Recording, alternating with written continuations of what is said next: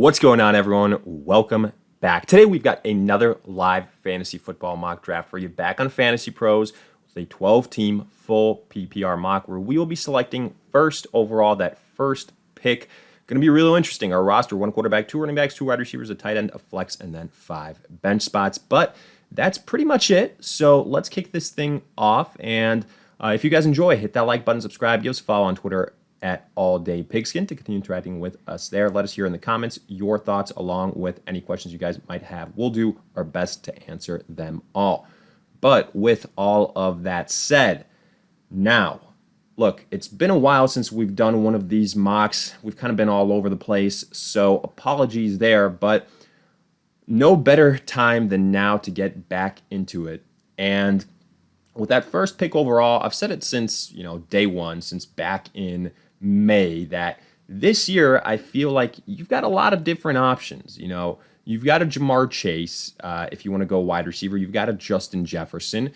Now, obviously, I'm hovering over the news of mild hamstring strain because training camps are starting to kick off here. So there's going to be little bits of information coming in for all these players, all these teams. It's always something to monitor. Unfortunately, there's going to be an injury to at least one somewhat, big-ish name.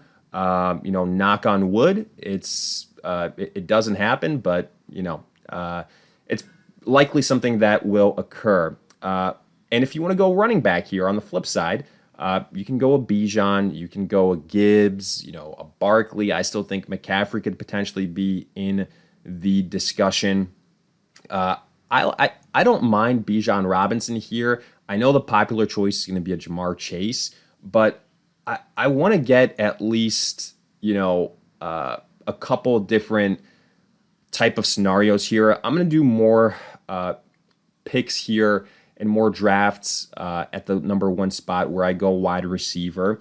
So here I'm going to go running back instead. I'll go Bijan. I think he's on a good offense, high pass catching ability, not too much competition behind him. Let's go with the Bijan, even though, again, if you make me, decide right now who's going to finish as the top RB1, there's a lot of names. Again, it could be Bijan, it could be Gibbs, it could be Barkley, it could be a Genti, it could be a McCaffrey. So that's why, honestly, I feel like I almost don't like the first pick overall as much this year.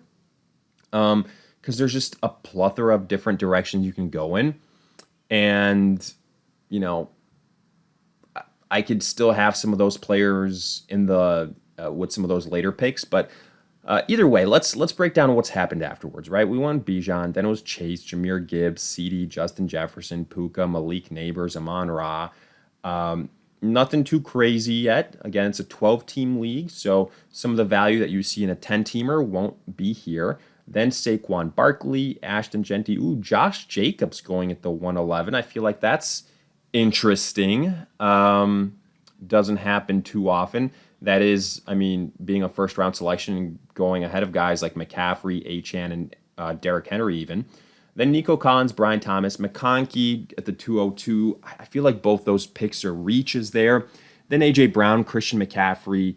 Again, how comfortable are you with McCaffrey? If you think he's going to play the majority of the season, you take him even in the first round. Drake London, Achane at the 206 is, I think, a really good value. JSN, then Bowers, then Garrett Wilson. Derrick Henry was really hoping he could fall to us, then Tyreek Hill. So now let's just take a look at what's available. And from a perspective of best player available, Trey McBride, if we want to go with an elite tight end. I really like Chase Brown. I know we'd kind of be punting on the wide receiver position, but, let's see what happens here. I've been on record before saying that I really don't like going with a tight end in the first 3 rounds. It really, really puts you behind the 8 ball. But I don't necessarily love any of these wide receivers. Terry McLaurin, the thing with him is he's on the kind of injury reserve list, do not report list, but it's how much of it is contract disputes, how much of it is strategy. You don't really know, but I think he'll be fine. T. Higgins, Devontae Adams, both number 2s. So honestly, let's go with Trey McBride here. Let's throw caution to the wind. I think McBride could be the number 1 tight end. So we'll see what happens. Now, I'm more curious to see what occurs in the next 2 rounds here. So it was Bucky Irving, then T. Higgins, then Kenneth Walker, Alvin Kamara, Josh Allen, Lamar, Devontae Adams, Kittle, Rashee Rice. I was wondering if Rice would fall to us. Depends what happens with him, suspension, etc. Jonathan Taylor, Terry McLaurin, Mike Evans, Jaden Daniels. I keep saying Tedero McMillan in the 4th round. To me, that's insane. I'd much rather have DJ Moore, Marvin Harrison ahead of him. Just too many targets there in Carolina. Kyron Williams, James Cook, Breece Hall, Jalen Hurts, Omarion Hampton, Marvin Harrison. I was really hoping Marvin Harrison. If Marvin Harrison fell to us and we could get DK and Marvin Harrison, I would have been very, very happy considering how we started this draft. And yes, that would have meant we have 2 Arizona Cardinals, but I think they would be 2 elite options at their respective positions. So here, one of the guys I'm going to go with is, without a doubt, going to be DK Metcalf. So let's scoop him up right now. That's the easy pick. And that's the other part of it that I don't like. Sure, we got Trey McBride, but Hawkinson and Laporta are still there. It's, it's something to think about. And, instead of going with the Metcalf, or not with the McBride, we could have had a 3rd running back like a Bucky Irving. We could have had a Jonathan Taylor. We could have had, a Rashee Rice, Devontae Adams. But again, I specifically passed on a wide receiver because I didn't necessarily love the options. So I am putting my hand up on that. Here we could go with a quarterback and pair up Joe Burrow with Chase Brown, get that little stack. I'm not super crazy about any of these wide receivers. I guess if we're going to throw caution to the wind, we might as well just go all in, taking a quarterback and a tight end in the first 5 rounds. This team's going to look real interesting as far as depth at the wide receiver position. So pulling up the draft board again, Xavier Worthy, R.J. Harvey went, was hoping he could fall to us. Devonta Smith, Courtland Sutton, James Conner, Kelsey, Jalen Waddle, Travis Hunter. I don't like that pick either. 2-way player, I don't buy it. Ridley, Chris Godwin there, insane value. Also the fact that this guy has, that's not realistic. That's what happens when sometimes you draft on FantasyPros, right? I'm going to call it out.